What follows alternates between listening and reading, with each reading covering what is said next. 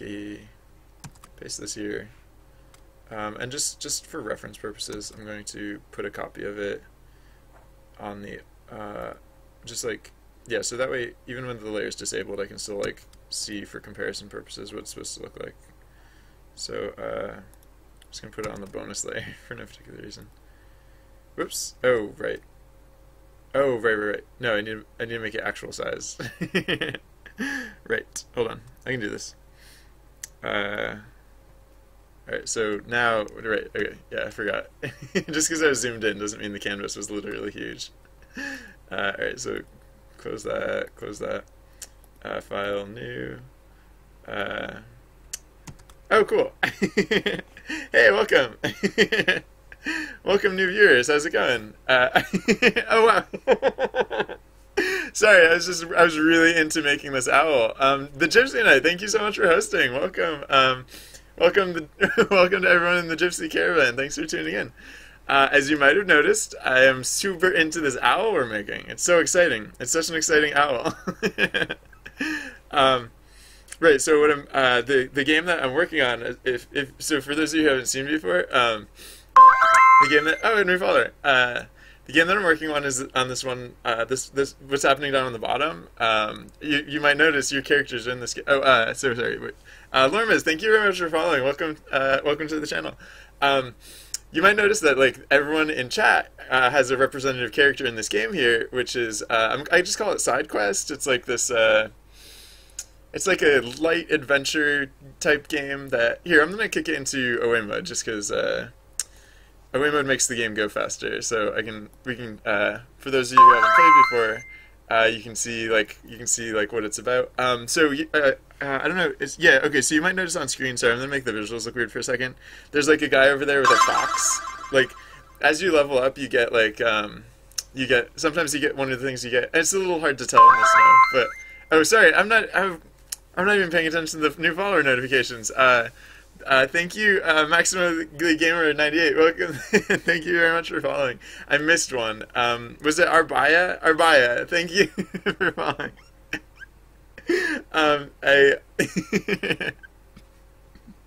Welcome to the channel. Sorry for I'm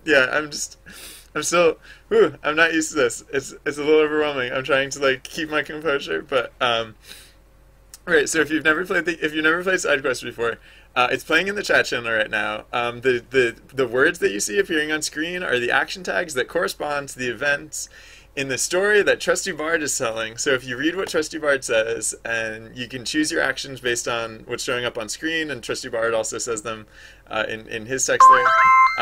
The Gypsy Night, thank you very much for following, and welcome to the channel. Thank you very much for hosting too. Yeah, so it's like right. So what is the current event that's going on now? Oh yeah. So we're kind of in the middle of a storyline because, right, the event that had happened before was the Queen had, just to catch you up on the story, the Queen had found evidence of treason or like of crimes against the court, and so Chris Uncreative, thank you very much for following. Welcome. Oh, and I missed Enrico Universe. Sorry, I'm trying to do like everything at once here. Yeah, so the event currently is to try and go undercover to figure out what the jester is plotting. So right, okay, excellent. And yeah, so I'm making an owl because I don't know, this game could use owls, right? All right. So yeah, you'll notice the way the animation system works. There's 2 frames of animation, and so so I finished drawing 1 frame of the owl animation, which I'm going to just kind of like put here for reference because I've started drawing the other frame of animation, and it's helpful to be able to see. I'm zoning out again, aren't I? I'm missing. Artsai, welcome. Thank you for following. Welcome to the channel. Okay, so this is 1 frame of animation. I have this split onto like so many different layers. So here, let me. Oops, no, that layer says E470N. Welcome. Thank you very much for following. Or would that be Eaton? I'm not sure how to pronounce it. I'm sorry for mispronouncing everyone's name, but thank you very much for following the channel. All right, so this is on like a million different layers. So let me. I'm gonna deactivate some layers because I've started redrawing the second frame of animation, but I'm drawing it on like different layers. And so yeah, just by having the two uh, layers for comparison, that'll help with making sure that I'm getting like the detailing right, and making sure that I'm keeping it consistent, right, between the frames, make it look like it's the same owl. So yeah, you'll notice that the animation is actually very subtle. What I've been saying is it's not supposed to be the owl doesn't really flap its wings that much. Sorry, I've also been completely zoning out of chat. If anyone has been asking questions, I apologize because in my effort to like explain and everything and say thank you to everyone, I did kind of zone out. Thank you, as ever, Protospasm. Thank you so much for helping explain how things work, right? Because that is that.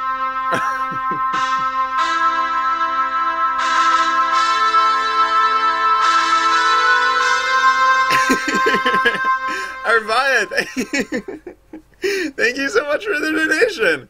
Arvaya donates $5 and says, just because I seem so happy.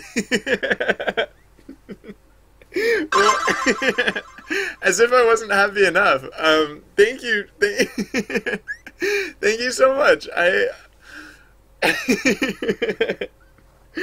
really appreciate it. Oh man, I don't get that many donations, and I just get flustered every time I do. Because I really don't know how to accurately express how much I appreciate it. This is like so I'm making games like basically full time at this point, and I'm still in that weird state where like I still don't know exactly like what I'm doing. Like I still don't know exactly like how this is all going to go. So I don't know. It's like it's still really very unreal for me when like I actually get a donation because like I mean like I have to think like, you know, this could actually work. Like I might actually like, I don't know. It's just Nomi 12, welcome. Thank you for following. Welcome to the channel. Yeah,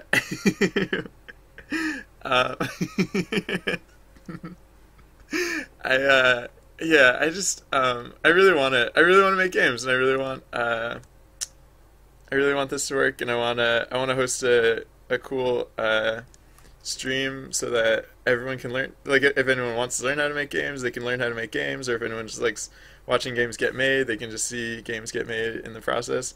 And I feel good about it, but then like I don't know, it gets very real when when I get a donation, because that's what might actually make it all work. Make this. Oh yeah, I forgot. I shaded the. I'm sorry, I'm like jumping between topics here, but I was like, what is wrong with these two frames of animation? It's because I shaded the torso, like this whole torso section. Oh, I'll have to do that on a separate layer or something. I'll have to do that. Wait, what layer? Wait, what? What layer is the light torso? I guess I have to do it under the light torso. Oh, is it layer 36? No. Where did I do that for the other? Where on earth? What on earth layer did I draw that on? I really have no clue right now. Sorry. I'm not actually going anywhere. I'm just going to mute the microphone for a second. I'm not actually going anywhere, but I'll be right back. Sorry, just 1 second.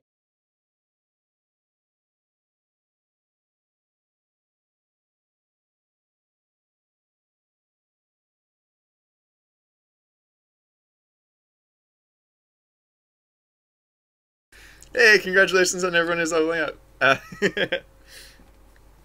Sorry, I messed up my green screen earlier, and I haven't fixed it yet. So if I like move to the side of the camera, like it gets all weird looking. Sorry about that. It's not usually that bad. I accidentally messed it up earlier. Oh wait, people are talking at me. Uh, uh,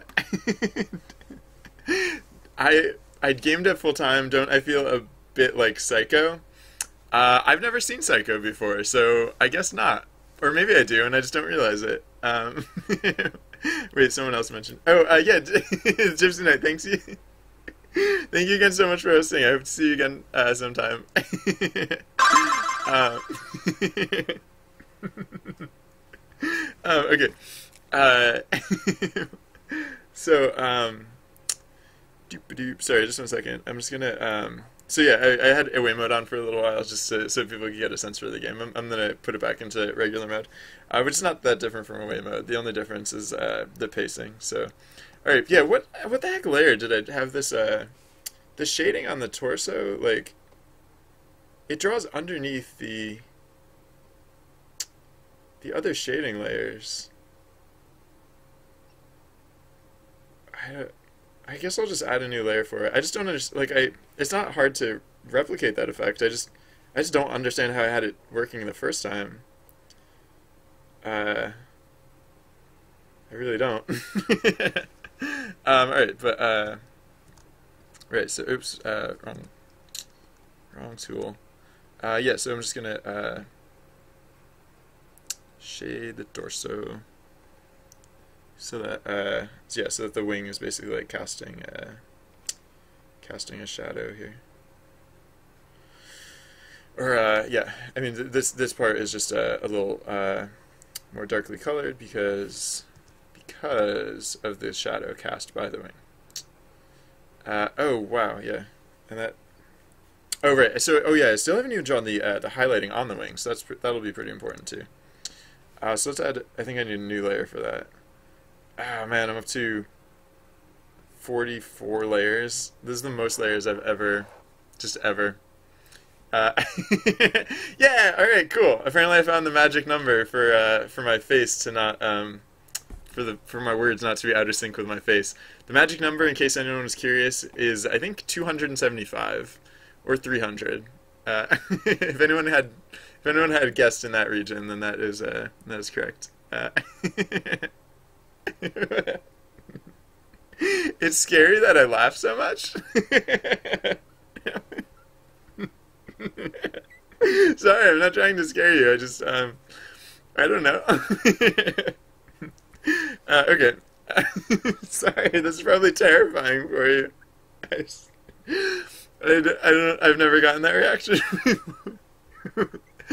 I've never gotten that reaction before, so I don't, I don't, I don't know what to do with that exactly. Okay. Did the script just crash? No, it's still running. Okay. I just saw like a whole mess of it. Oh, the event is concluded. Yeah, hey, congratulations everyone, you're leveled up. Alright, so, okay, cool. We're good. I'm glad we got through this together. Okay, so yeah, the stripe on the wing is like I think the biggest thing that's missing, and so until I draw this in, it'll be hard to tell what else is supposed to happen. Oh shoot, it's actually supposed to go a little further than that. I mean, it's not supposed to be as thick as this, but it is supposed to go pretty far out to the edge here, and yeah, it tapers a lot, like as it gets closer to as it gets further from the shoulder. Like it, well, I'm trying to make it look like the same wing, right? Because it's not literally a different wing, it's just the same wing in a different position. So I guess it'd be still a little too thick, I guess. I'll thin it out from the other edge, though, just so I don't accidentally put a gap between the edge, like the wingtip and the rest of the stuff. Yeah, this is getting pretty close. I mean, the other question is like, do I like these frames of animation? And I think, well, I still have to resolve the wing, like the feathers on the wing, because it's not, or like at least the shading, because like it's not done, but I think it's going in a good direction. Because like, yeah, thank you, Enrico Universe. um,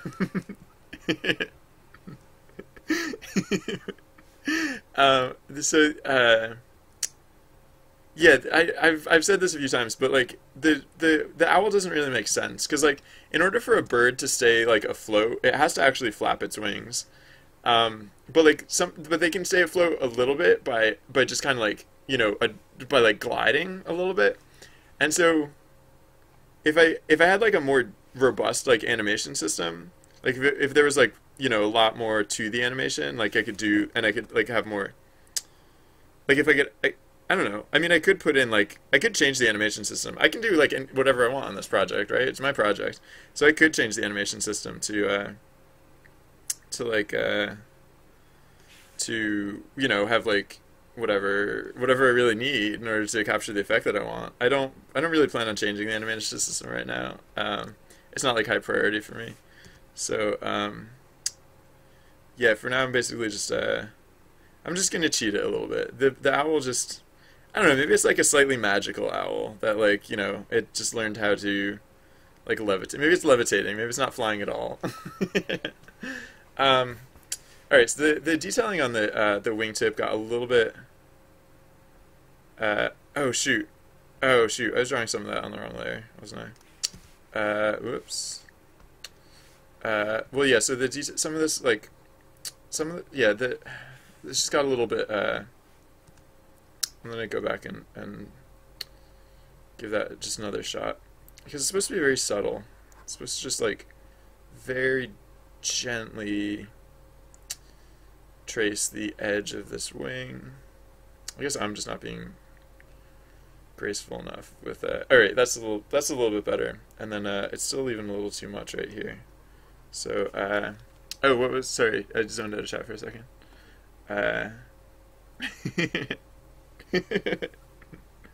Oh no, aliens. Okay.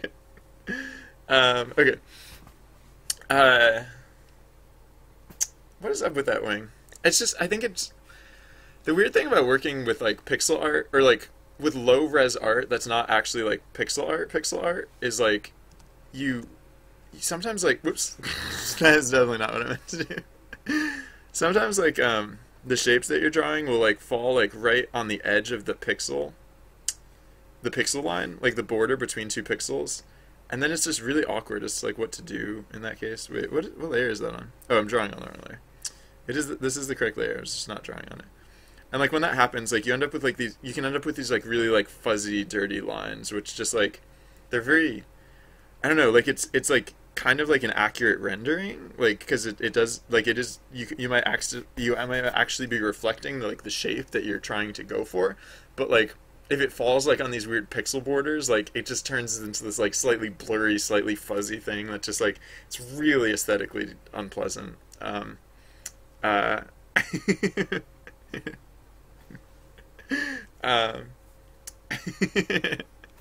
right, yeah, it was good to see you, Joe. Thanks. It's always a pleasure to have you here, Mr. Kinley. I hope to see you again sometime. All right, so yeah. Other than that, I think this is okay. Well, actually, now that I changed the shape of the wing again, I want to go back and just nudge this slightly. Oops, still drawing on the wrong layer. One of the things I do really well in this channel is to accidentally draw on the wrong layer. Except that it's awful, and it's really annoying, and it messes me up a lot. But other than that, I'm really good at it. Yeah, I think this is going to be okay. Alright, so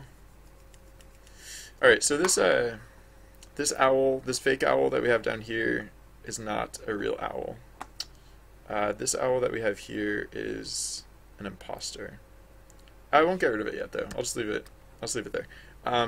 Alright, oh gosh, this is gonna be a mess. Alright, I know what I'll do. Yeah, no, I know what I'll do. I'm going to cut the bird in half. And I have a very good reason for this. It's weird, but I have a good reason for it, I swear. I'm gonna cut this bird in half. And that's because what I have to do now is, so I have like, here, I'm gonna put my layers thing on screen. Layers, everything from this detail layer down to this back wing layer, like all these layers on screen right now, like all these layers are pieces of the owl representing either one or both frames of animation. So to export this owl, I need to smoosh all the appropriate layers together for each of the different frames of animation.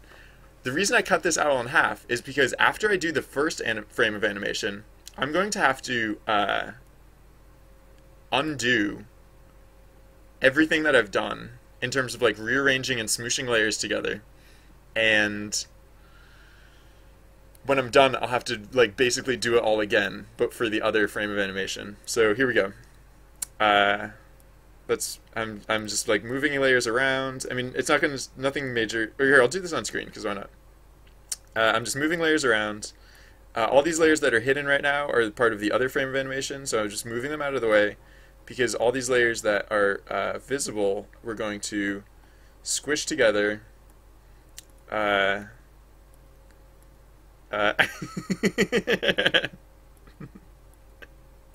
think I could post a serious competition in a drawing on the wrong layer contest.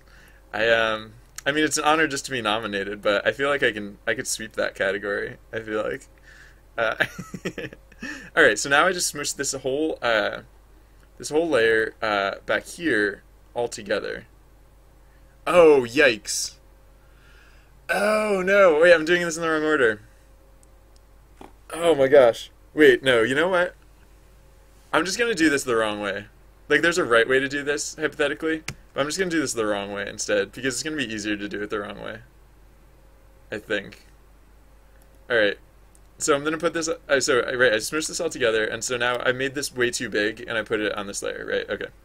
So now we're going to... This is the part where cutting the owl in half is important. Because I don't want to... I didn't remember all the order of those layers, and like how it was supposed to go, and like whatnot, whatever. So I'm just going to hit undo until the owl gets back together. Because once that owl like gets smooshed back together and is no longer broken in half, that means I've hit undo the correct number of times.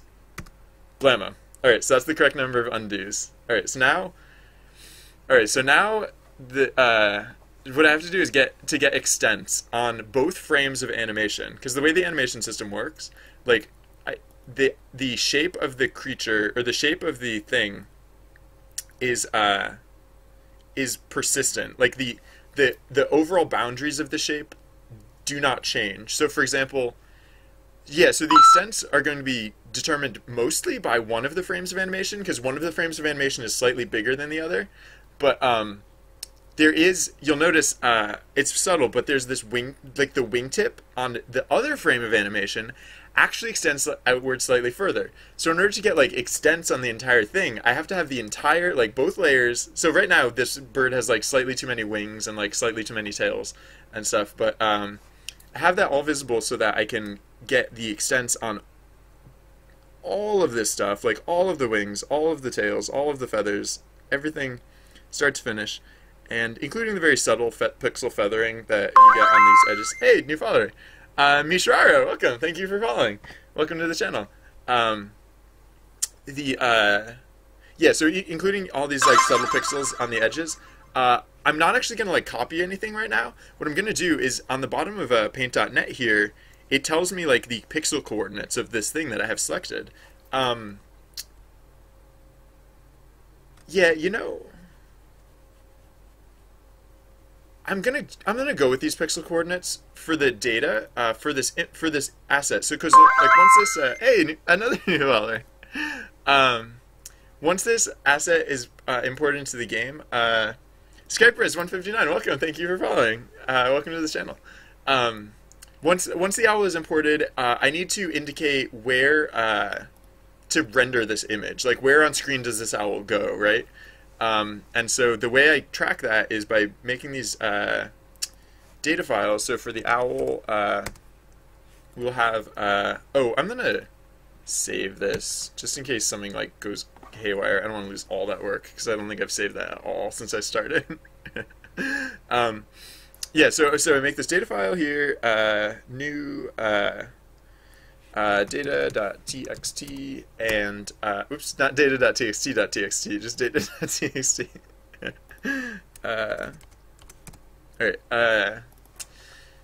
Right, and so the data that I put in here are the coordinates that we get from the from paint.net. So wait, oh, It only shows the coordinates when you're on the drag tool. I don't know what that's about. Okay, so 2, 14, those are the coordinates, and then 53, 23 are the sizes.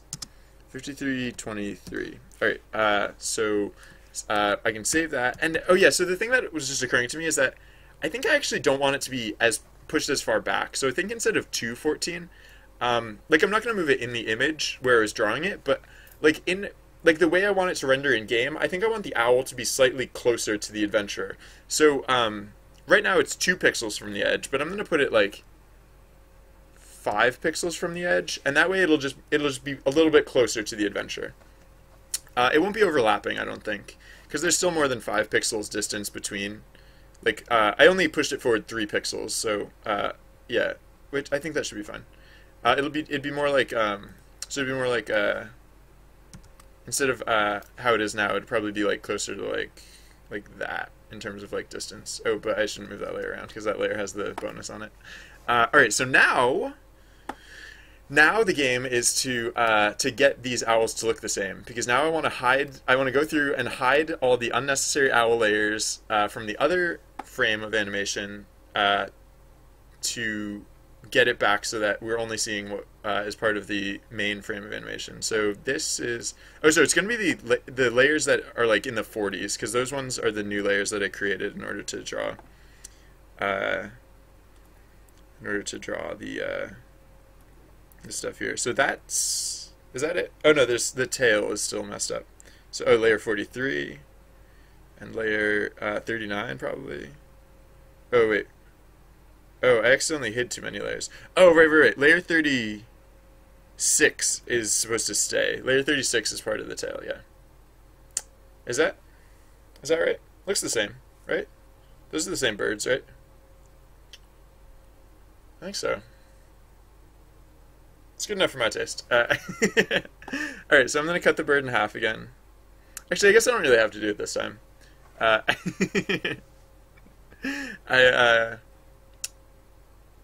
Yeah, no, I don't have to really do the undo trick anymore. So from here, I'm just gonna move all these layers out again. Move them up to here, because these are all parts of the inactive frame of animation, and then we have all these layers that are relevant, so we can smoosh these all together. Oh, I guess I probably should have left the selection boundary up, because, yeah. What do I need to do here? Alright, yeah. I know what I need to do. It's, oh, wait. Yeah, no, it was 2, what was it? It was 2 something. 212 or something like that? I forget exactly. But this should be roughly the right size. Or, this is too big, but whatever. Alright, so copy this file. New. Yeah, so the thing I have to do now is I have to, I usually do this, I'm usually not working with so many layers, so it's usually easier to do, but I need to make it so that these line up and are the same size and are the size that we specified in that data file. So, alright, yeah, it was good to see you. I do stream a lot, so I hope to see you again sometime in the near future. Alright, so how big did I say it was? How big did I say this bird is supposed to be? It's 53 by 23 pixels. So first we'll make the canvas 53 by 23. Is that what it said? And we'll clamp to the upper corner. That looks about right. Yeah, 53, 23. Alright, we'll do this for both of these things. 53. Oh, that one's already 53, 23. There we go. And now, so now it's just a matter of lining them up so that the owl doesn't like move between the two frames of animation. So, wait a second. Oh, so this one's supposed to go way further down, and this one's supposed to move forward a click. I mean, actually, it looks okay with it pulled back. So yeah, the owl, I don't know. The tail, I think, moves a little too much. I think that doesn't make much sense. But, the owl won't be like floating in position and animating like this. It'll actually be like moving forwards as it animates like this. So I think this is actually kind of okay. The tail moves too much. I think the tail was too far down. Like in this frame of animation, the tail is draped too far down. It should have been further back. And then I think this frame is like more correct, but whatever. He's flapping his tail for no particular reason. What level do you have to be to fight Goku? I'm pretty sure you have to be over 9,000. I think. Yeah. Is that right? Yeah. Okay. But yeah, so I'm just gonna move this whoops, whoa. Most of the time when you drag things in this program, or like when you use the arrow keys, it moves by 1 pixel per click. But every now and again it moves by like many of pixels per click. Alright, so the animation, yeah. So all that really animates is the wings a little bit. And the tail. Alright. Yeah, cool. So this will be frame 1. Just for no particular reason, I'll just arbitrarily assign this the number 1. And this one will be frame 0. Yeah, there we go. So, oh yeah, the other thing is, I mean, this part isn't, like, super necessary, but, well, yeah, I'm gonna clean this up. I don't want to leave this file all messy. So, was it on the bonus layer, we have this extra bird just kind of hanging out there, which we don't need. And I'm actually just gonna get rid of all the, owl layers. Or layers with owls on them. Just gonna get rid of it. Okay, oops, that was too many. Because we have this other layer that we keep track of the familiars, and this is the fox. That was one of the other familiars. I'm just gonna put it back on here. So familiar layers. Oh, this is layer 1. Sorry. So familiar layer 0. What did I decide it was? It was like 5. I think that I decided the position would be like 512 or something like that. 512, 514 was it? Was it 514? Yeah, 514. Oh yeah, wait, no, I said this would be 514. I guess I forgot to save it. Save that.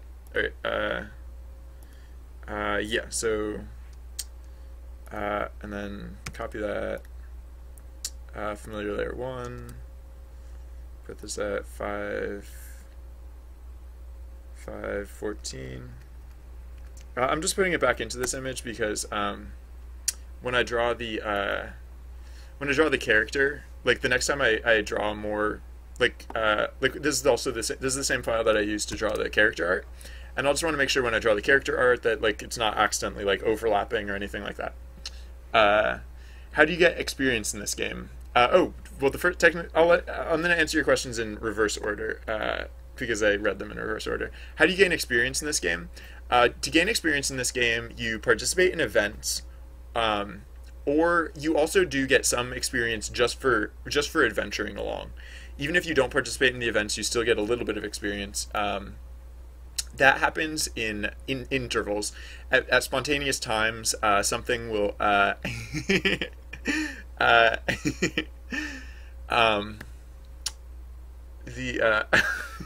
sorry, I was getting distracted by chat. Yeah, those will happen. I don't know if we've seen one recently. One of them might happen soon. You'll hear Trusty Bard will let you know if. Oh yeah, actually yeah. So a little while ago, if you scroll up in chat, Trusty Bard says, "Huzzah for adventurers got better at swimming." That was an example of the passive experience system. And so the other question is, do I play any games? Yeah, I play as many games as I can. Like I really try to play a lot. And right now I've been playing a lot of Hearthstone because I'm addicted to Hearthstone. The Fox on Fox scandal. Did it look like that? It was, I don't know, it was just, yeah, it was just a lot of foxes. Just foxes, you know. You know how foxes are. Alright. So, yeah, I'm also going to say farewell for now to the fox, because the fox was part of the previous set, and now this is the new hotness, I guess, is owls. Owls are in. They're very in right now. We'll see the fox again someday, I'm sure.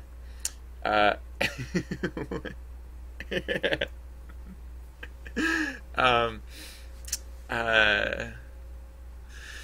so yeah, that's the owl. Right. Okay. I was like, wait, what am I supposed to do? And I was like, no, I just finished something. So that's cool.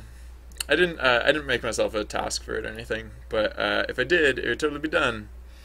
Uh, oh, branching quests. I could go back to branching quests. I mean, I started working on the owl because it occurred to me I needed to make the owl before I made more before more character sets. So I could just keep the art party going and like make I could keep the art party going and make more art. Like the next thing I was gonna do would make more make character art, right? So I can make it so that the character evolves further. Do you guys have a strong preference? Because there's also like I'm sure I could come up with like so the other thing I would be doing is I would be writing quests, like writing more events for the game, specifically quest lines, like a series of branching and inter related events. So I could work on that if you guys would find that more interesting. So yeah, let me know what you guys are in the mood for. Hey, Core. I don't know. Do I have any code stuff? If you guys want to see coding, I could do. I could make up something to work on. I mean, I'm sure the game's not code complete yet, so I could come up with something. I mean, like I have a few things that I'm thinking I want to do at some point, but there's no. Can I get a spinning fox in the corner? I have what is it? Where is it? Pictures, fox GIF. I have a GIF of the fox. You can have this. How's that? Wait, actually, I have this online, I think. Hold on, wait. I have it on my website. Somewhere on my website. Hold on. srsly.bz /miscellaneous little fox GIF. Yay! Here you go. Put this in the corner, killer Q, and you are. Oh, whoops. Hold on. Copy. Paste. There we go. Put this in the corner, and you will be all set. Excuse me. Oh yeah, these are the owl pictures I was looking at earlier. This is the level ramp I was balancing earlier. Doop-a-doop. So, yeah, I guess if you guys don't have a strong oh wait. Mishara, sorry, I missed your question, but yes, I'm working on the stream game while streaming with the game, and the it's very meta. Yeah, that was my question, Core, is I guess if no one has a strong preference, I'll probably write more branching quests, because I want more branching quests. I think I was doing that yesterday a lot, and I was starting to get into it. I was starting to like get the swing of it a bit, and so I think I might keep on with that.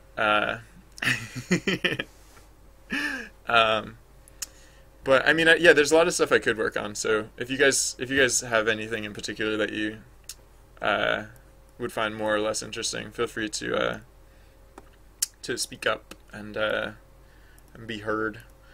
All right, I'll just. All right, yeah. So the originally, and by originally I mean up until like yesterday, basically, all of the events in this game were just one-offs. They were all very very singular. They each represented like a something that could happen that involved like interaction and like the So what I started doing yesterday was I started taking these very isolated events, and like for example the arson, the goblin arson. This is actually one of the ones I did yesterday. We'll see it happen, and we'll see it play out in just a moment in the game itself. But spoilers. Yesterday I set up arson to have a follow up. A follow up to it. So, for example, whereas that used to be like the entire event unto itself, there's now, depending on the outcome. So, like, so this is the way the quest files are set up, and oh no, oh shoot. Well, it's not going to happen now because I just realized I forgot to save the changes to it. Right. No, what it's supposed to do was, right. Okay. So, this was supposed to, I set up the new quests, I just forgot to link them. So this is supposed to link to guard, and this is supposed to link to aid. Right. So, yeah, and this is the data format that I came up with is, so like I have, you can see in this folder here, I have 3 different quests, and so, right, the outcome that we just got is that the goblins fled, although the town burned, and that was, it's not going to happen in game because I apparently forgot to set this up before I restarted the script, but, right, so the way I have it annotated now is that when this is when we get this outcome, it now will link to this other event, and so, yeah, good job, Silence BRB. You're cranking through those levels. The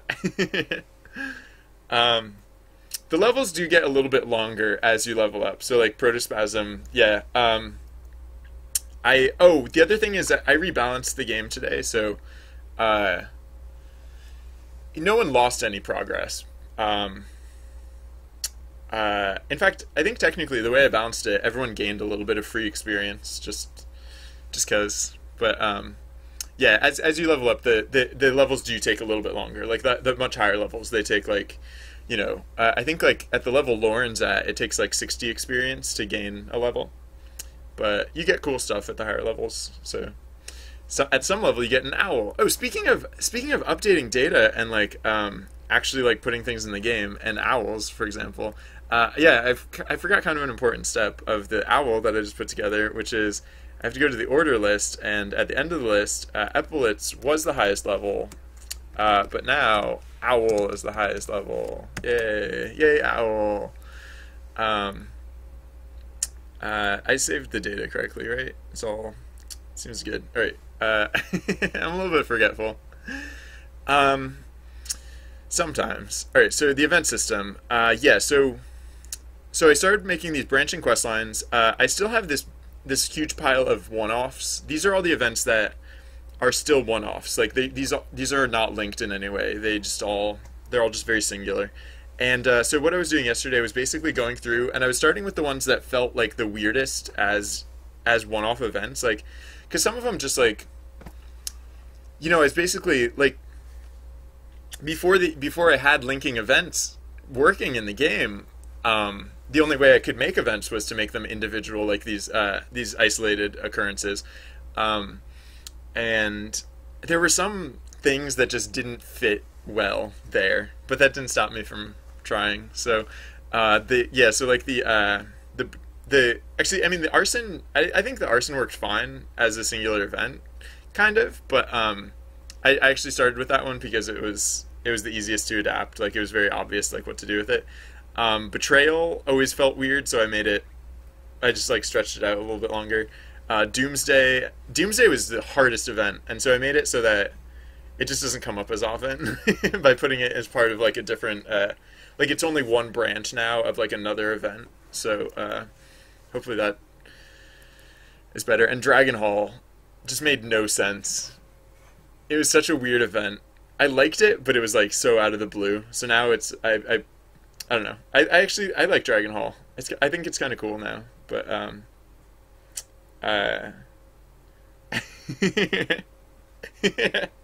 oh yeah, that's the other thing. Nomi is you are you must be psychic, VXR Cooker. You are correct. Yeah, Nomi. The other thing about this game is that I can actually play it like a tabletop role playing game, because the other thing I have is this secret panel, like the everything that we've seen in terms of gameplay so far has been part of the automated system, which is what I was about to work on more. All these events are part of the automated system. The other thing I have is the secret control panel, and I can actually run the game just through this control panel here. And so yeah, so like the thing about that is we can actually like we can play it like you know if you've ever played like Dungeons and Dragons or something like that, it's like it's literally it's like a game wherein you know I as like game master can like tell the story and or like you know I can lay out the scene and like you know I tend to play like I tend to let the automated system run a lot of the time because I'm typically working on other things, but like yeah, I mean that's the other mode of the game, which is also I mean I sometimes oh man, I haven't been doing this at all like this week. I don't know. I just let myself get very distracted. But like the Trusty Bard Twitter account is from the this is like the storyline that I've been telling through the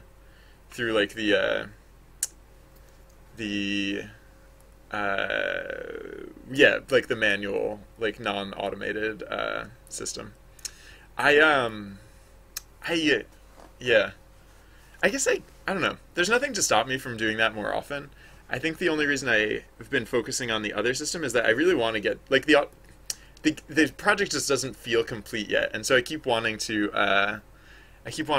get the automated and like all the core game systems like working really. Also, I haven't gotten in the habit of doing it yet. So yeah, I think if you guys would find it interesting, I'll probably convert more events. So let me think of the one-off events that I think could like my plan is to eventually convert all of them to be not just one-offs but actual like quest lines or parts of quest lines. The one I think that could use it most at this point, actually that might not be entirely true. Some of these might stay one-offs. I think most of them will get converted though. Like Boulder, Bridge, Cricket Race, those ones actually feel okay as one-offs. Curse is definitely high on the list of you know, things that could use some context, some extra context. Curse, Farmstead's kind of fine, but Farmstead could do with a little extra story. Festival, yeah, that could do with some more story.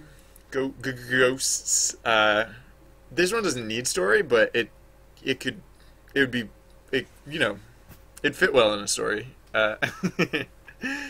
King Day kind of needs story. Well, I don't know. King Day is you just have to be king for a day, and it's thank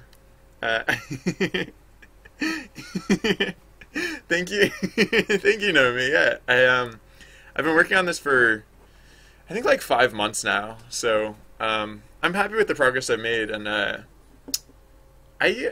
feel like I'm making good. I feel like it's coming along pretty well, so I'm excited to like have it like, you know, fully featured, and I think we're like past the halfway point at least, so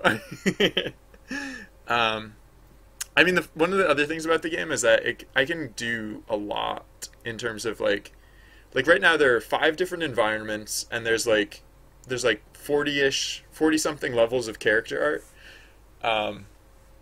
But I can just like keep adding those, and the events, like I can add as many of those things as I want. It's basically like, what do I feel like adding to the game?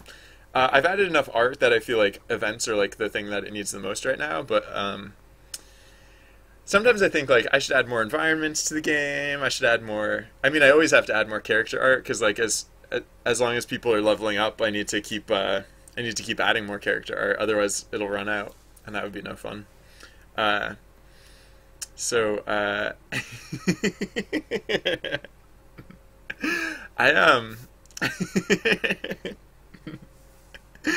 yeah, I'm such a nerd. Every time I do something, I'm immediately like, how can I make this a game?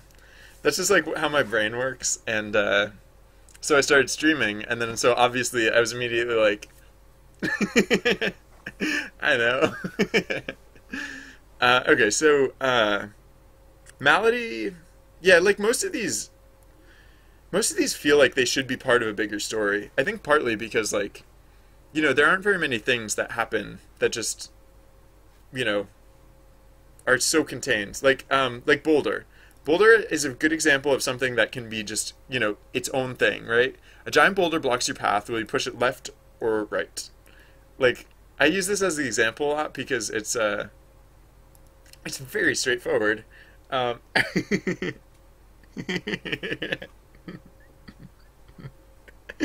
you guys. um, so the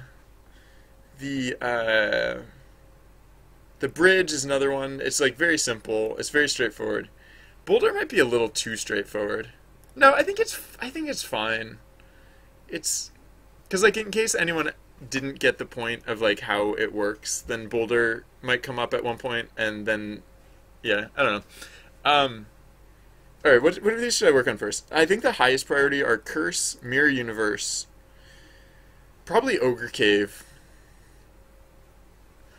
Just because Ogre Cave is so weird, I feel like it needs, like, it is like its own thing, but what that is really weird. So, pirate ship, probably, yeah, pirate ship.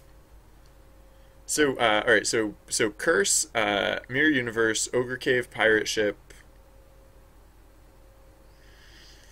are the highest priorities. So, I might as well just start like going down the list. So Curse. What am I gonna do with Curse? I don't think it's the start of an event. I don't think it's like the first item in this quest chain. I feel like there should be something before it. Just making sure I cleaned up my data. All right. So I think so the event Curse is. Ancient prophecy foretells a strange curse to descend on this day. You can recite the incantation of ages, gather potent regents, and focus divining crystals. Those divining crystals, they're super important. Yeah, I think you're going to, like right now. It's like, oh, you just hear about you just hear about a prophecy out of nowhere. I think, hey, congratulations on leveling up. I didn't see who, but I can see out of the corner of the screen that someone leveled up. Markiplier, congratulations, and at least one other person. Yeah, so I think what I'll do is actually like lead into this. So so right now it's just ancient prophecy. Like, yeah, ancient prophecy, right? Everyone knows what that means, right?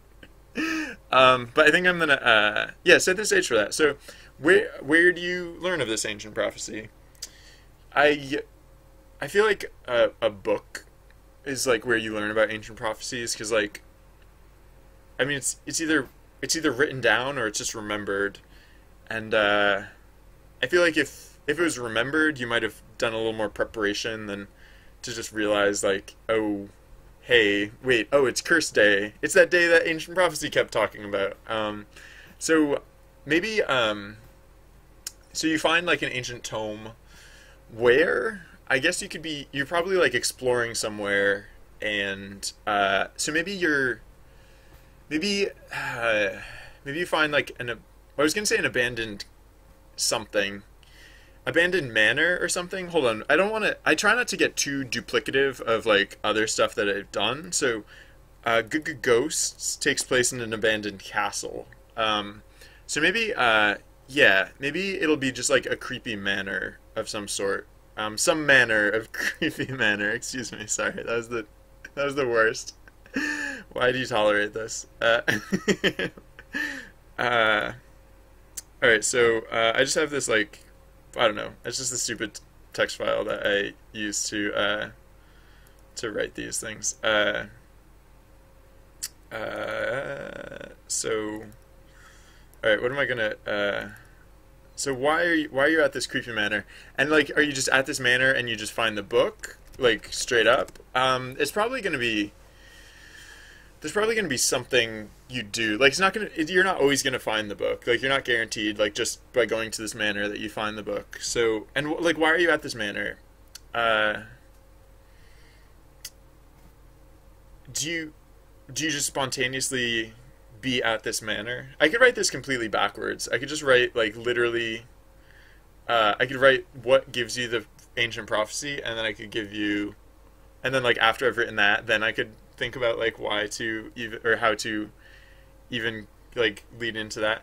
I mean, these, the way I've been writing these events so far is that they're, like, just completely, like, expandable. Like, they're just completely, like, I can do whatever I want with them, basically. Like, there's a, you know, there's, like, arson, right? And so far I only added 2 story pieces to arson, but, like, that one actually I actually want to come back to this one. This one is so easy to write that I'm like saving it for later. 'Cause, like, I don't know, it's just kind of neat. It's like, it's the story of, like, this village that got attacked by goblins, and yeah, so, like, the ones, whatever. So whatever I write for curse now, like, it doesn't have to be the full story. Like, I can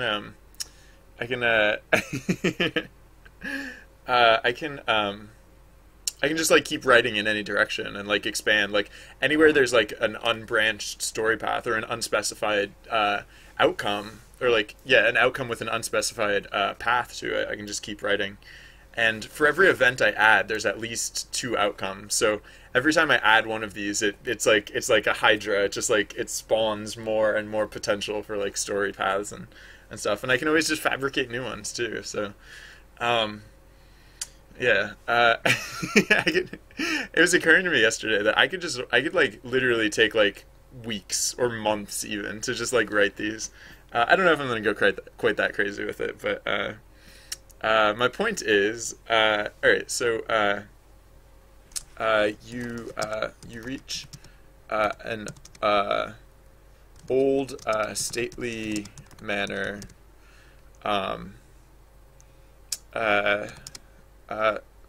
Faded with age. It looks abandoned. So what are we doing here? To get the prophecy, like I was saying, I think it's, like, going to be in, like, in in, like, an old tome, and excuse me.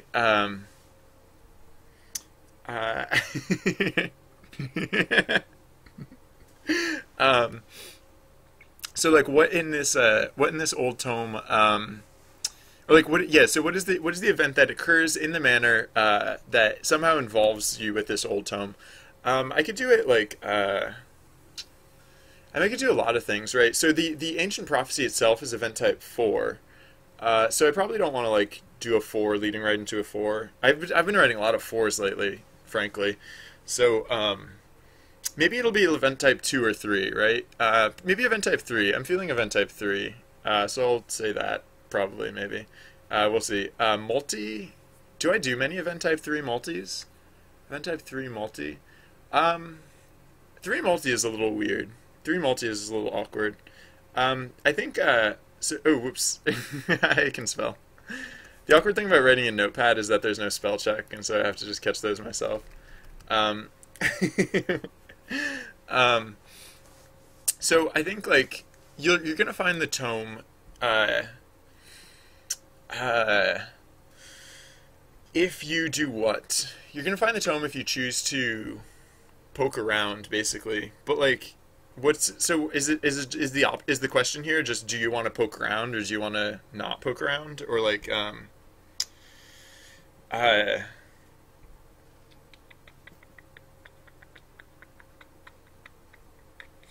it's kind of a simple question. I don't know, and there's no problem with just asking people, like, you know, having events that are like, what do you want to do?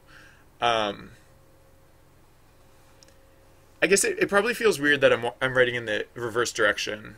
Yeah, I think, like, it wouldn't, like, if I had an event that came right before it, you know, it seem a lot more natural to then ask the player what they want to do in response. But I don't have the event before this, so maybe I'll just like be okay with that. Like, you reach an old stately manor faded with age, it looks abandoned.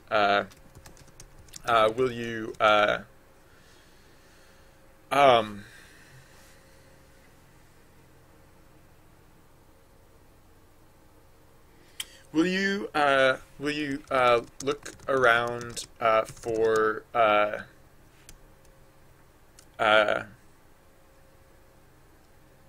will you look around for signs of No, I just said it looked abandoned. So, I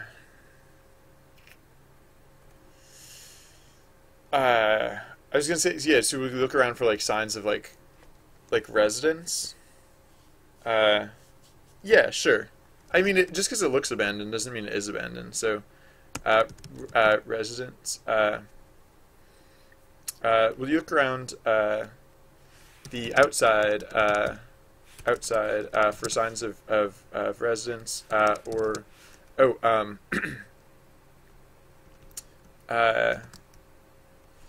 or try the or actually no. The options will be whether just snoop or just like go for it. All right. So will you will you look around the outside of the will you look around the perimeter? I guess it's a okay. So the quest before this, I guess, is it has to give you a reason to get here, because like you're here at this old stately manor, and like why are you snooping, right? So I think I'll have to justify that in whatever event comes before this. Do I have a schedule?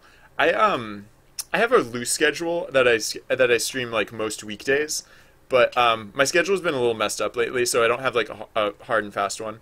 I usually stream around. I usually stream about 8 hours a day. This is like closer to the end of the time where I usually stream. Like I'll probably stream for at least a few more hours because I actually got started late today. But yeah, that's like in a couple weeks from now, I plan on getting back to like a real schedule because my life is going to be a lot less complicated. Maybe, I don't know. I'll have a lot less going on in the near future. All right, so we look around the perimeter, or knock on the front gate, or knock at the front gate. So this is event type 3, and what? So in event type 3, I could add a fake option. I haven't been adding very many fake options, so I probably should. Will you look around the perimeter, knock at the front gate, or what? I do want to add a fake option. I've had too few options to not have a fake option here, so I want to add one, but I don't know what I'm going to add. So if you look around the perimeter, what happens if you just look around the perimeter? I guess I don't know. I'll do that one next. If you knock at the front gate, I guess that you actually don't even find the tome immediately. This is just setting up to like snoop around.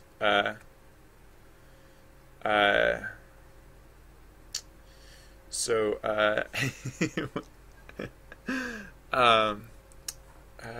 doop-a-doop, sorry, just I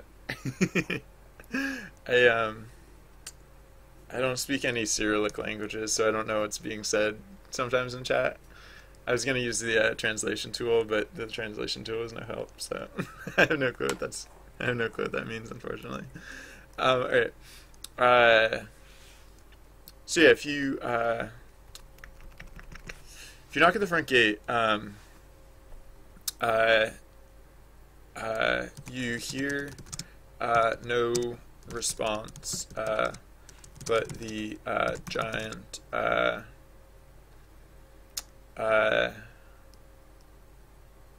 door swings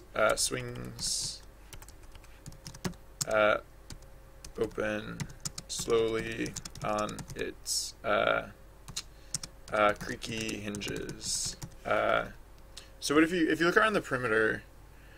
Actually, you know what? Maybe maybe I won't have a third option. Or I mean, or maybe instead of having the third option as a fake option, maybe I should just have a third option, which is to not snoop, right? Yeah. Will you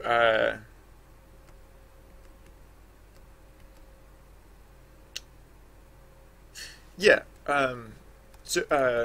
So will you take this opportunity to regroup, maybe? Sure. And I don't want to. I could put in a fake option here. If I want to. Yeah. No, that's fine for now. So this is probably not going to be multi. This is not multi. This could be the start of a quest chain. Or, I mean, this could be a starter. Like, this. I don't necessarily need, like, an event, like, to precede this. You reach an old stately manor, faded with age. It looks abandoned. Will you look around the perimeter, knock at the front gate, or take this opportunity to regroup? So if you take the opportunity to regroup, that's basically the way to not be creepy and not snoop on whatever's going on here. And the outcome there is just that you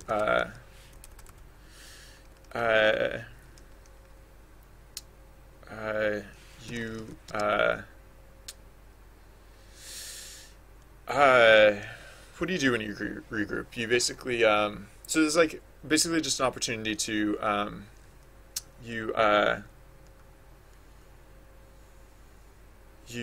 sort through your you reorganize your pack and check in with your fellow adventurers. Everyone in good shape. Yay, cool. Alright, so then, yeah, what happens if you look around the perimeter? I guess, I don't know. Seems like a natural thing to do. So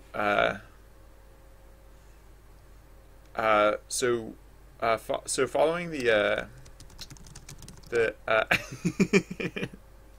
I do say and I do make whatever. I can't even do it intentionally. I just do it involuntarily a lot. So following the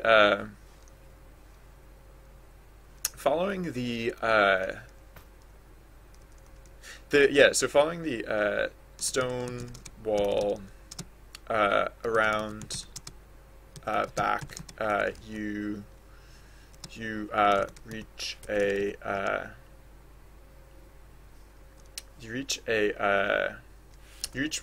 what looks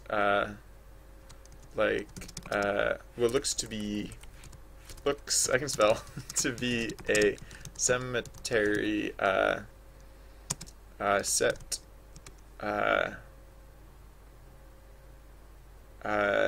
before a sprawling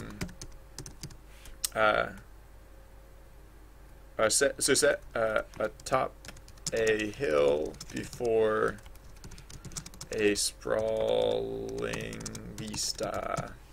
I think this is not too long. I try not to keep this. I try and impose like a limit on how long this text gets. Sorry, I still have my tablet set up. I think since I'm not working on art right now, I'm gonna put my tablet away so I can not have to reach so far. It's just to get to my keyboard. Like I have my like laptop pushed all the way forward, so that way I would have had room for my tablet, but I'm just gonna rearrange some of this stuff. Sorry, just 1 second. Okay, that's fine. And if you don't mind, I'm gonna bounce up and down a little bit because I'm climbing stairs. It's perfectly normal, I assure you. That one I can do on command. Protospasm. Doop doo. Doop doo. Doop doo. Derp derp. Okay. Okay, so yeah. It's funny you mentioned that killer Q, because actually the character limit that I try and impose on myself is actually 140 characters. Just because it's like a widely accepted character length. Oh, speaking of things, you know things. I still want to do this. I haven't been doing this. I haven't been working on this list lately, but I do want to do that at some point too. I might. I mean, it's a very similar sort of thing. So maybe I'll maybe after I do, yeah, all right, 117 characters. That's not bad. Maybe after I do a couple of these, maybe after I do the curse or something, I'll take a quick break and do a few more of those, because I have a better idea of like what I want to do with that too. So, yeah, a lot of people, like, if they don't understand what I'm doing when I'm bouncing up and down, they'll ask me like, why are you jumping, or like, why are you bouncing up and down, like. It's just perfectly normal bouncing up and down, I assure you. Alright, so I'm going to save this as... oh, oops, that doesn't go there. It goes here, here. So this will be, I don't know, just manner or whatever. And so yeah, I'm like, this actually doesn't even connect to curse yet. Curse, what? I'm just, am I always so happy? I get frustrated sometimes. Like, sometimes I'll have days where, like, if my tools are, like, just being not impressive, I'll have, like, a really, I'll have, like, a really, frustrated, like, span. But, I think I'm mostly happy. Yeah. So let's say, like, you know, like 80, 90% of the time. Alright, yeah, so this doesn't even connect to curse yet, because I was gonna just lead directly into it, but, like, no, now that I don't have to make these events, like, so crunched together, like, so, like, hyper dense, like, super packed together, I should really be taking advantage of that, I feel like. So, no, we're gonna find a manner, and, yeah. And then, event type 3 is kind of nice, because it's impossible to fail event type 3. So, yeah. So what next? Yeah, so I'm gonna do I'm gonna make it an event that happens after the giant door swings open slowly on its creaky hinges.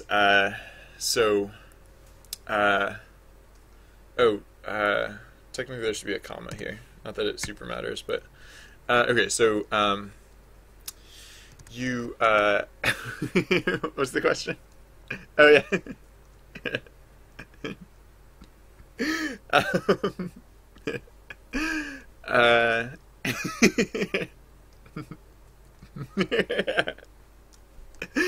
I don't have one of those, like, electricity generator thingies, like, hooked up to my setup yet, but I really should. Jake's telling me, hey, how's it going? Welcome. Cool. Yeah, I had a good time yesterday too. It's good to see you again. So what happens if you? Okay, so like, you enter a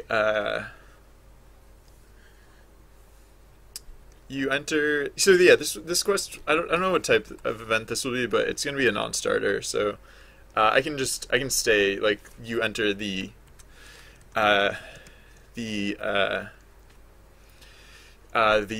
great eerie building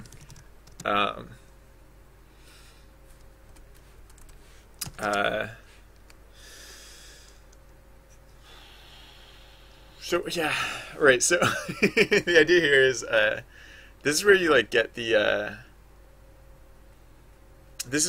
so this will probably be event type 1. It'll be a non-starter, not worth any bonus points or anything. It might be multi. I can't think of any reason not for it to be multi. So what are you going to do here? So event type 1 and event type 3 are very similar. The difference being that in event type 1 the outcomes are random. In event type 3 the outcomes are based entirely on the actions of the players. Yeah, event type 1, like, you know, it's a little less predictable. But players do still have an impact on the outcome of the event. So, yeah. You enter the Great Eerie structure, not building.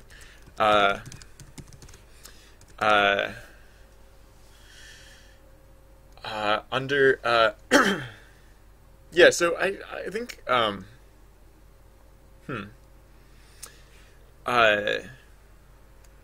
yeah, so...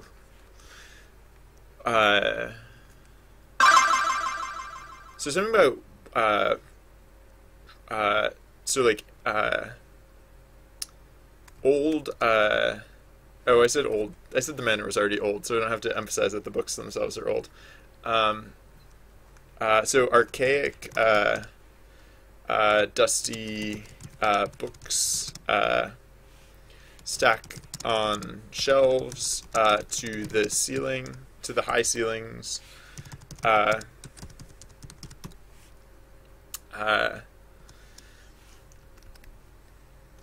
I guess I don't always have to couch the action tags as verbs. Like I can, like sometimes the you know, whatever's going on, like you can kind of intuit it based on the context. So like books, right? Like you might be guessing that books are how you find out about the curse, and yes, that is in fact true. So what else is there in this Great Eerie structure?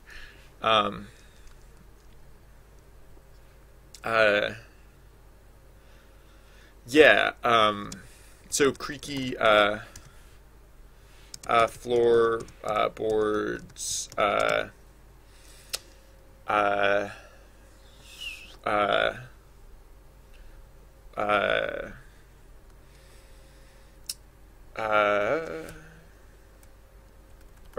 So floorboards, boards creak all down the hall to a stone staircase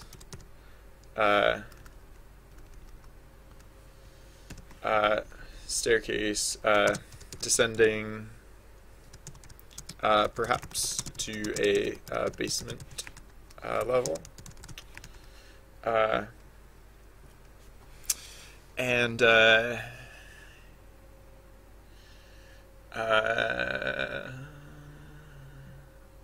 I haven't been putting in fake options, and I feel like I should, because like, what else? Like, am I just getting rid of that system, or I don't know. Event type 1, I don't need to. There's no neutral outcome in event type 1, because again, you can't really fail it. I think I'm throwing like softballs in front of the curse, because the curse is so weird that I guess like I want it to be a little easygoing leading in, and then why am I making stories on Notepad? Yeah, I don't know, because this game is just text based. This game doesn't have like fancy like prints or anything weird like that. So it's Notepad is entirely sufficient, because it's like this is all the data is. This just gets sent through the IRC chat, and Trusty Bard says it. That's how it works. It's not fancy, but it works. All right, so right. So here we have books.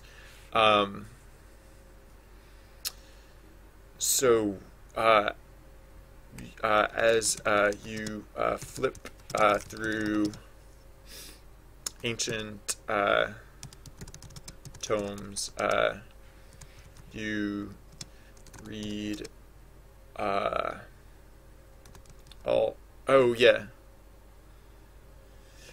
right. So I've been using you an awful lot, but I shouldn't be doing that. I noticed I was doing it here too.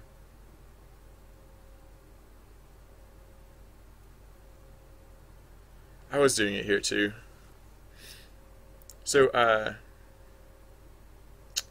right. So in general, like, I should be using you type language for the intros, but I should be using generalized, like, less specific language for the outros, because we don't know what actions the players took, so we can't assume. We shouldn't assume.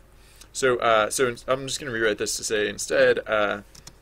So like the stone wall encircling the property leads around back to what looks leads back to a cemetery set atop a hill before a sprawling vista. Yeah. Right. And whether you followed that path or not, like, that's, yeah. Regardless. Regardless of that. Why does that happen? Sometimes it acts like there's page breaks, even though there's not. Or it acts like there's line breaks, even though there's not. I don't know what that's about. But it gets annoying sometimes. Because, like, if there was actually a line break there, it would break the game.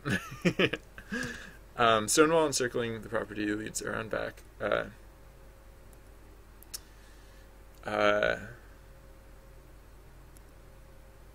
Leads around to a cemetery set atop a hill before a sprawling vista. Sure, that's fine. So this one's fine because this doesn't indicate any specific action on the player's part. It only specifies a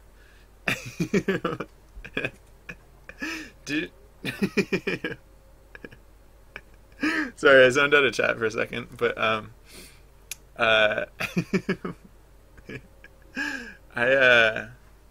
oh yes, yeah. All right. Was there any serious questions?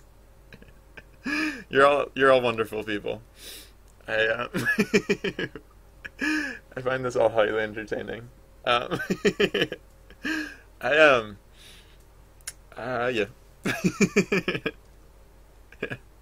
I'm on a laptop. Is that, what was the question? All right. Yeah, no, this one's fine because it just says you hear no response, and so regardless of what you did, you can still hear a response or not.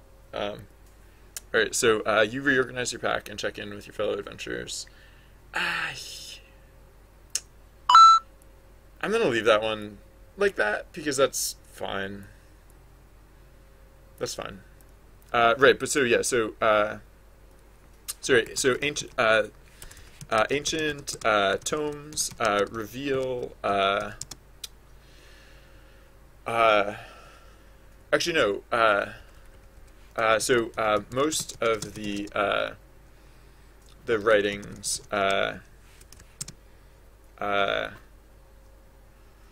recount I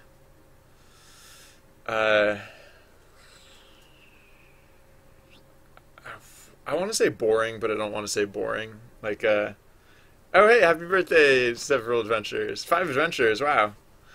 Look at all those adventurers and their birthdays. Oh wow, Lauren leveled up. Great. Great. Lauren is really high level. Whenever I have to make character art for this game, it's because Lauren is getting too close to the maximum level. And yeah. Yeah, wow, 5 birthdays all on the same day. That's what are the odds? So most of the writings recount I'll just say irrelevant tales of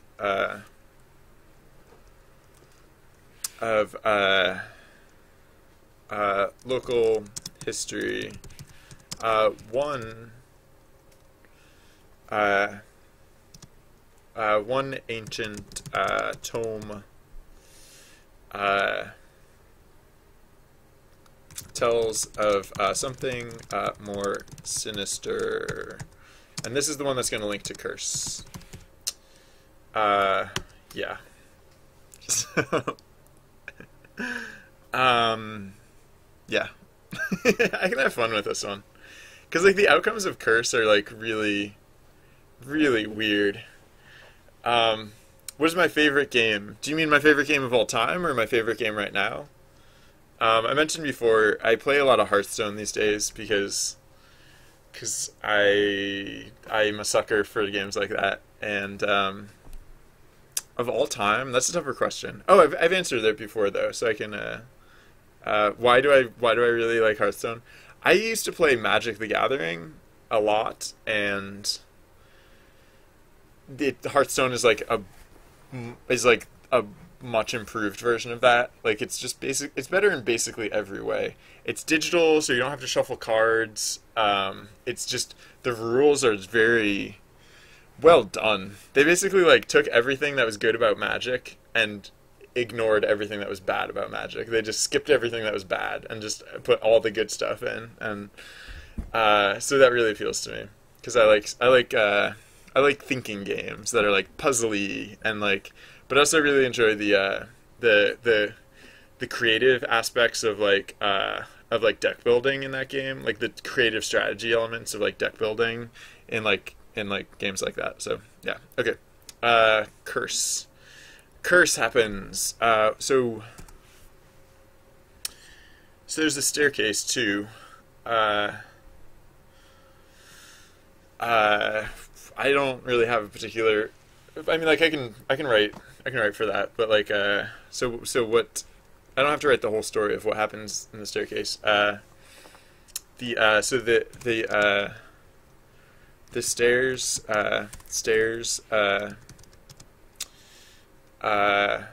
wind downwards for at least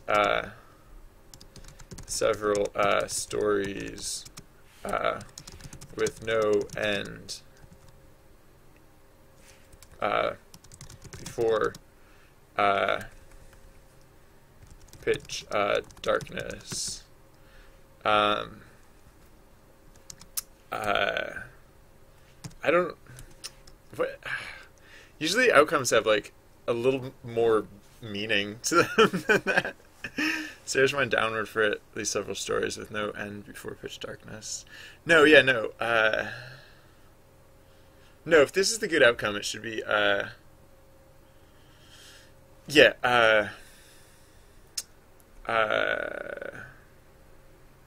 Stairs went downward for several stories into blind darkness.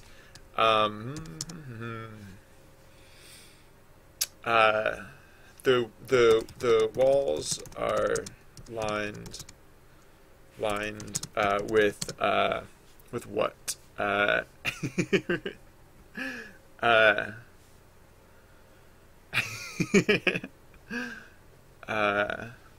Oh yeah, whenever they nerf cards in Hearthstone, I just immediately cash them in for dust. The reason for that is that if you sometimes I'll craft them again later, but don't bother thinking about whether you want to craft them again later, because whenever they nerf a card, they give you the full dust value for disenchanting it. So, sorry, this is Hearthstone pro tips. So if you ever want to recraft it later, there's no loss. If you don't want to recraft it later, free dust. So, yeah. Every time they nerf a card, just disenchant it immediately.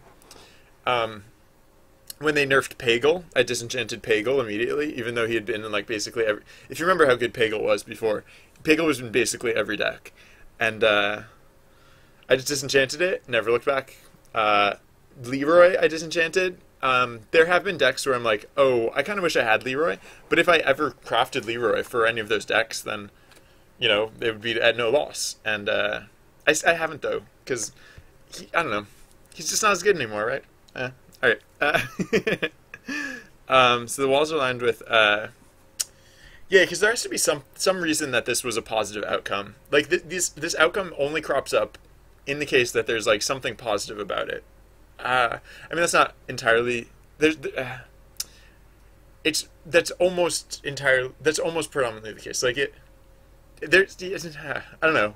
Event type 1 is weird because like you can get outcomes that like aren't necessarily good outcomes, or like, but it's like for every outcome in event type 1, it could represent something good, or it could represent something like bleh. Like, it's really weird. Uh, uh, Gadgetzan was my favorite, has been my favorite card until they nerfed it. Gadgetzan. Yeah. I used to play, I called it Survival Hunter. Sorry, it's apparently, I could talk for Hearthstone, about Hearthstone for a long time, but I won't. I used to play like Survival Hunter, which was which used Gadgetzan and just like tons of like traps and spells and stuff, and it was hilarious. It was the trolliest deck because it was all secrets, like not literally all the secrets, but like tons of secrets. And all I would do on my turn was like put down secrets, and then my opponent would be like, it was funny. It was, you had to be there. All right, the walls are lined with something. The walls are lined with odd artifacts, I guess. I mean, I should do something more interesting with that at some point, but I also don't know exactly where I'm going with that. So maybe once I figure out what the story is down there, I'll have a clear idea of like what to do with that. So I haven't put in like any fake outcomes or fake options in the longest time, and this one only has two this one only has two options, so like this would be fine for it. So dusty books stack on shelves to the high ceilings. Floorboards creak all down the hall to a stone staircase. Descending perhaps to a basement level. I'll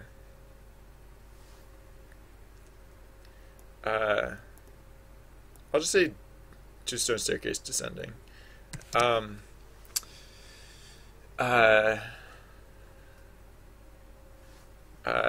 Hey. Hey, look, a mouse. The mouse will be the fake option. There's nothing interesting about that mouse. Sorry. Alright, sure. I don't know. This is fun. Okay, so this is what?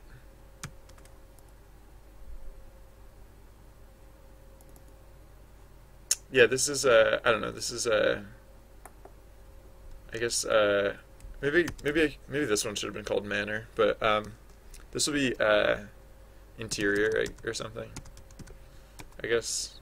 Alright, so now I'll open,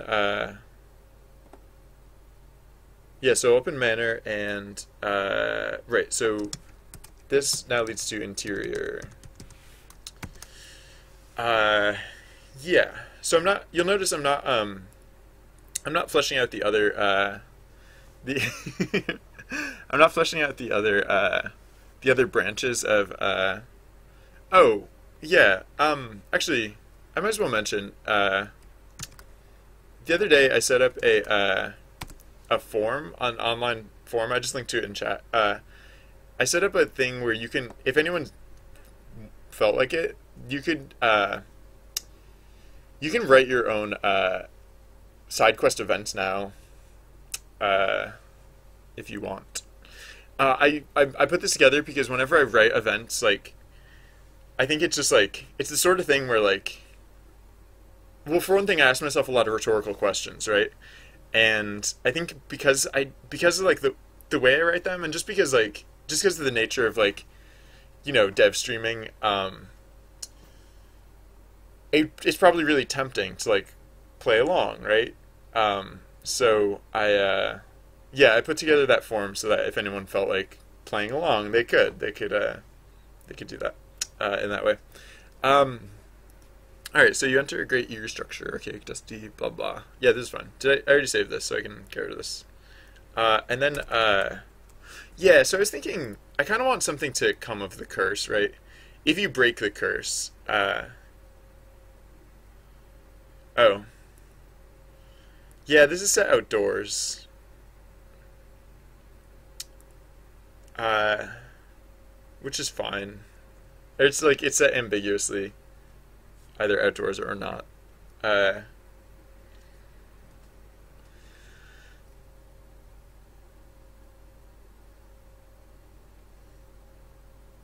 this is fine.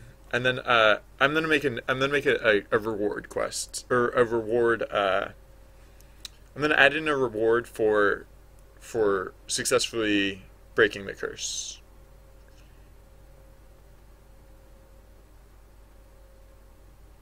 I mean, I guess I don't really have to. Like breaking the curse is kind of its own reward, in some ways, but whatever. So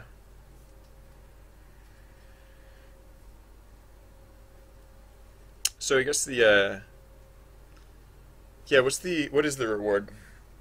Uh, so like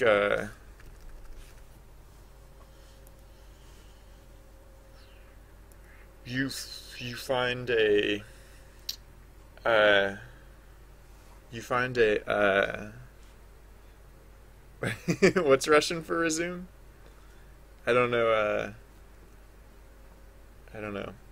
Uh, yeah, no, it was good to see you. Hope to see you again. Uh, okay, so sorry, just getting distracted. Um, um, so you find a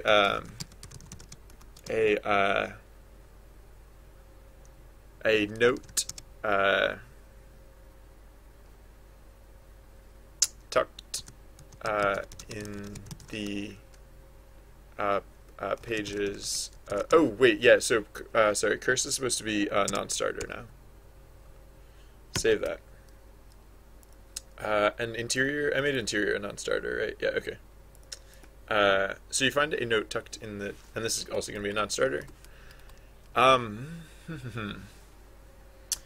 So this is going to be a non-starter worth a bonus point. I don't know what event type it should be. So far the bonus event types have been yes, B sharp. Or is that B flat? No, that's B flat. I don't know. Whatever. I'm not a audio person. Um, so far for the reward type quests, I've been giving like easy ones, but there's no reason that they have to be especially easy. Like I could just like I could like I mean like just by being a reward, like just they're worth a higher points value. So even if like it's challenging and you do not succeed, you still get more points than you would for an event, another type of event, and wherein you did not succeed. C sharp. Oh, so it must be sharp because that's pronounced C sharp. I feel smart considering how much I work in C sharp. You think I would have known? Um, right. Oh man, you guys are way smarter than I am. Um, so all right, so we just did what is it? We had an event type 3 leading into the manor, and we had a event type 1 in the interior. We had event type 4 in the of the curse itself. So so let's go with event type 2 for no particular reason. So you find a note tucked in the pages of uh actually I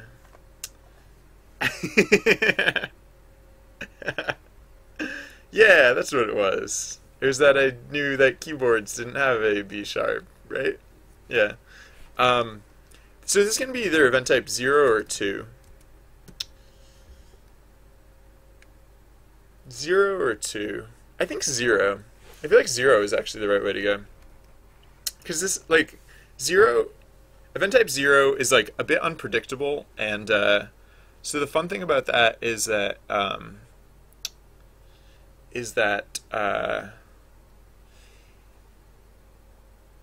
it can imply like I can use it for things that aren't fully understood, like the supernatural. So so you find a note tucked in the pages of the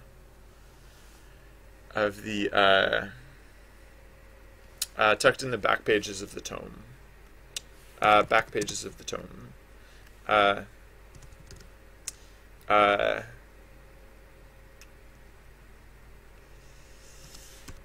a letter. What is this letter? It's basically like I want to put some backstory to the curse. Uh,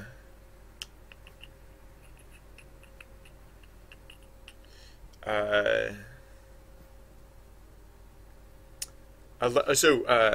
you find a note tucked in the back pages of the tome. Uh, it's written from a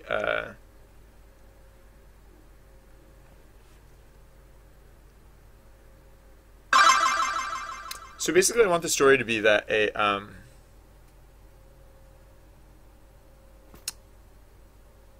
someone was trying to break the curse, and but then what's the event there? So like you find a note from the person from someone who so no it's yeah so the note's not necessarily about like breaking the curse itself. The note is the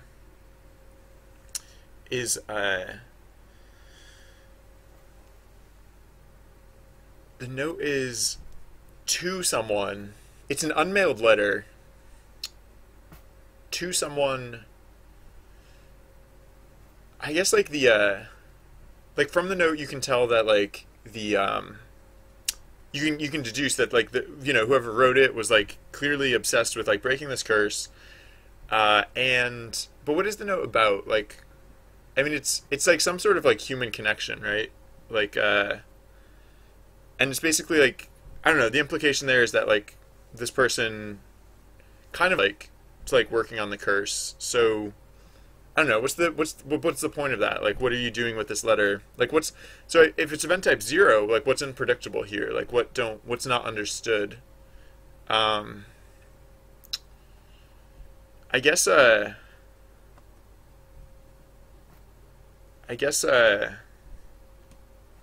no. I mean, maybe it shouldn't be event type 0. If it was event type 2, would that like make it any clearer? The so event type 2, if it's event type 2, it could fail, hypothetically. If it's event type 2, then there could be like a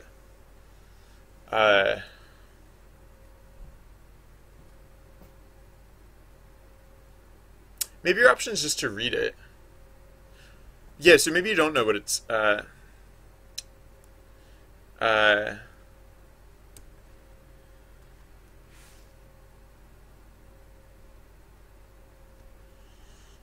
you find it. I could go for event type 1 again, hypothetically.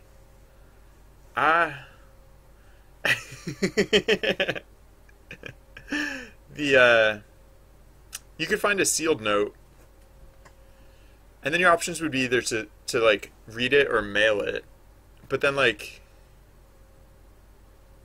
yeah. But then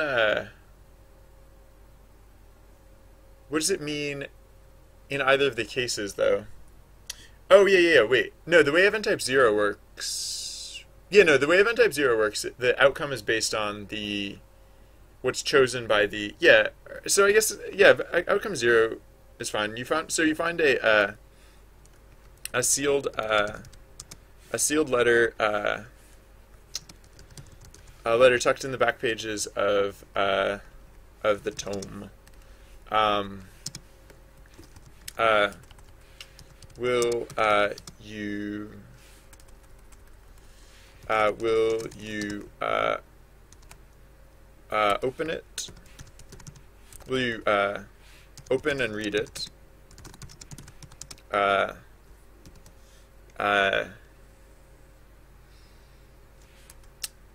you open and read it? Oh, yeah. well, so the interesting thing about event type 0, or just events, the event system in general, is that like yeah, like if the actions are mutually incompatible, then I can't imply that they actually happen. Uh, so I'll just ask, do you want to open and read it? Uh, uh, excuse me. Yeah, good job rescuing the kidnapped individuals. Do you find see the letter tucked in the back page of the tome? Do you want to open and read it? Uh, throw uh, throw it in the fire place. I don't know where there's a fire. No, there can be a fire. Maybe it was part of the curse breaking. Whatever. There's a fire for no particular reason. No, whatever. Fireplace. Or bring it. Bring it to a mail. No, what are those? Courier, right? Couriers are the thing. Couriers are like mail carriers, right? Define courier. Second spell. I can totally spell. Yes, messenger who transports goods and documents in particular. Sure. So what are the outcomes here, though? Like, oh, wait. I don't want there to... I don't know if I...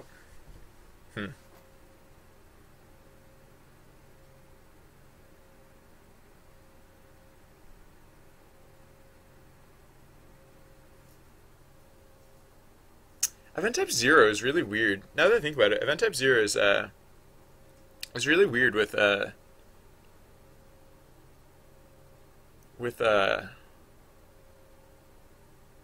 don't know, it's not that weird with actually, yeah, no, event type 0 is a little interesting with the bonus points, because usually event type 0 is worth 2 points for success, or no, excuse me, 3 points for success and 1 point for not success. But in this case, what will happen is it's going to be 0 points for, or excuse me, not 0 points, 3 points for success and 2 points for not success. So it's basically just like 3 points. It's basically just like how many 3 points do you get.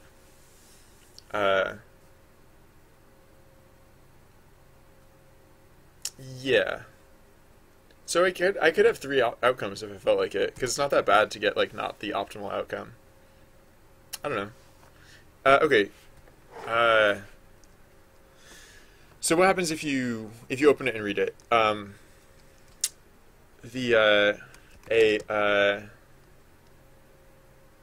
Oh wait, this is not correct for event type 0. Nah, I should. No, this doesn't really work as event type 0, because the weird thing about event type 0 is that an outcome can succeed regardless if anyone chooses it. And like, how do I write for open it and reading a letter that no one chose to open and read? Yeah, that's awkward. So I should just make this like, I don't know.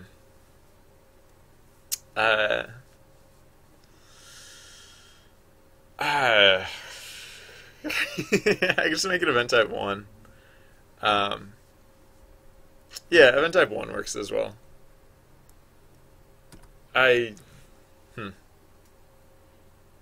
Someday I'll make a bonus event that's not event type 1 or event type 3. Not today though. Okay. Find sealed letter tucked in the back page of the tome. Do you want to open and read it, throw it in the fireplace, or bring it to a courier?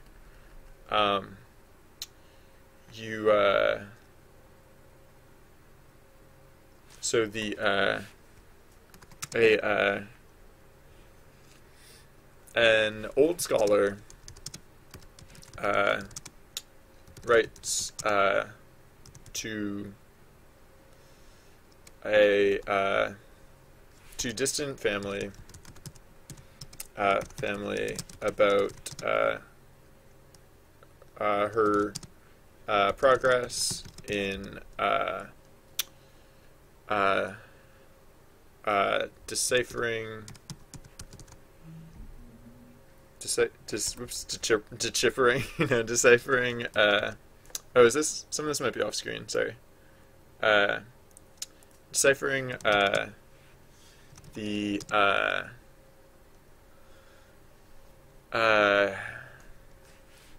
solution to an ancient curse. Her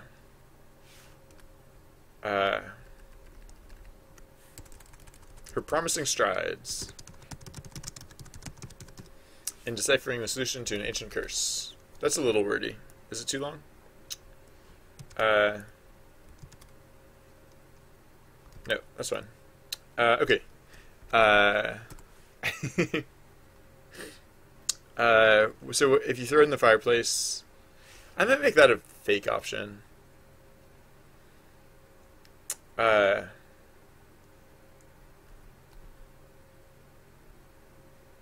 Nah, whatever. I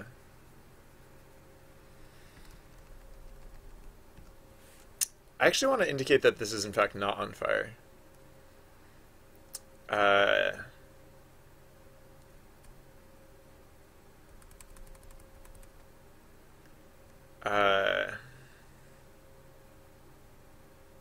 Throw it in the fireplace. What's the fireplace called when it's not on fire? I guess it's still technically a fireplace. Yeah, no, whatever, that's fine. So the paper spontaneously bursts aflame.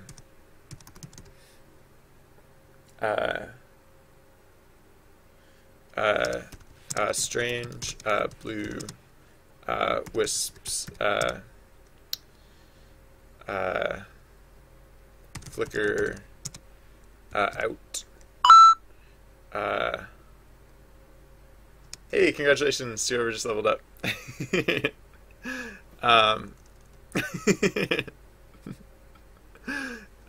So strange blue wisps flicker out.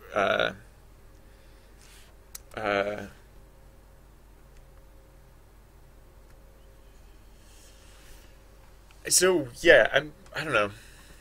So the interesting thing about these outcomes, like hypothetically, this event can happen more than once, right? So I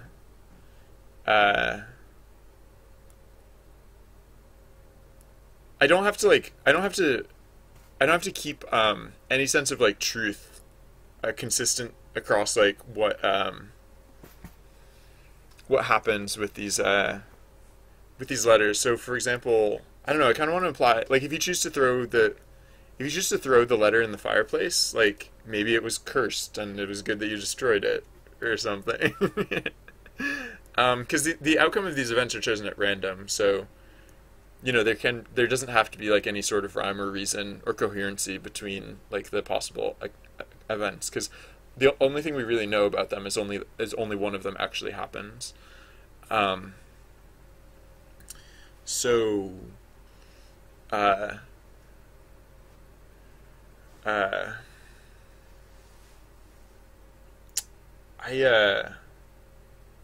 don't necessarily want to imply that like the letter was like haunted. So I'm trying to think of like a way to just make it seem evil. Strange blue wisps flicker out. With a wait, for the time, first time. Wait, what was the question? For the time being, of the time. I don't know what we're figuring out. Did I miss some? Did I write something wrong? You find a sealed letter tucked in the back pages of the tome. Do you want to open it and read it, throw it in the fireplace, or bring it to a curry? An old scholar writes a distant family about her promising strides in deciphering a solution to an ancient curse. The paper spontaneously bursts of flame, strange blues flicker out.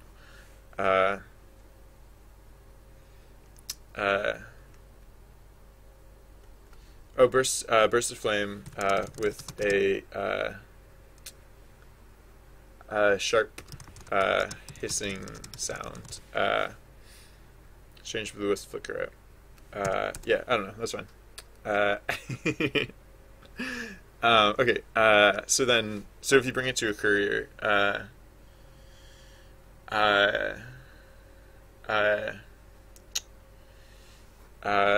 you pass a courier on your way. You pass a courier as you travel the path onwards from the manor. I know. I am on my way there. I'm on my way to this region now. Cheers. Or something. I don't know. Whatever. It works out, is the point. What is Notepad doing? Why is Notepad so weird? Notepad. It's like, Notepad, you had one job. Your one job is just not to be weird. And yet. Alright. I should put this in a more convenient location. I mean, I can't put it in my data structure, otherwise the game will try and read it as if it's a quest. But, okay. So, curse. Alright, so that's, I don't know. So this is not event type. This is not multi. This is event type, not multi. So, yeah, these outcomes. I'm getting a bit wordy with the way I write these events. They used to be like very, very quick, very, very punchy. But alright, so file save as. I'll call it letter, I guess. Save that. Yeah, so I made it worth an extra point, and I made it event type 1. Yeah, whatever. And then right, so curse will now lead to letter if you succeed at breaking the curse. I kind of want to write these other outcomes, because like, what time begins to wind backwards? Like, what does that even mean? The ley lines fade. I wrote this very abstract, in like a very abstract manner when I first wrote it. But all right, sure, all good, super good. So what all right, so that's curse. I don't know. Curse was just like so weird by itself that I just felt like it needed a little extra context. So now, like, I mean, I guess like manner is pretty weird too, but at least there's like, I don't know. We're getting there, right? I can't write like literally all of these story paths all at once, so I'll just knock them out one by one. Start chipping away at them, right? So this excuse me. Yeah, this other sheet, I started writing messages to get sent out on Level Up for players who had linked their Twitter account. And yeah.